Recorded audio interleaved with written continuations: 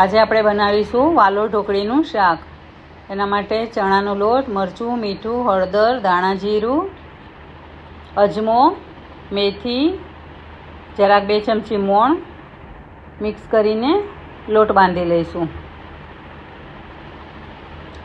એના નાના નાના લુવા કરીને ઢોકળી દબાવીને મૂકીએ સાઈડમાં. કુકરમાં લીધું તેલ, રાઈ, જીરું, હિંગ, શાક વઘારીને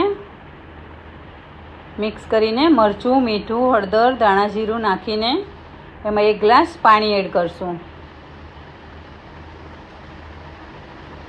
પછી તેને ઉકળવા દઈશું. બરાબર ઉભરો આવી જાય એક ઉકાળ પછી ઢોકળી નાખી દઈશું. એમાં 3 વિસલ કરીને થોડી કોથમીર નાખીને મિક્સ કરી લઈશું. થઈ ગયું આપણું શાક રેડી.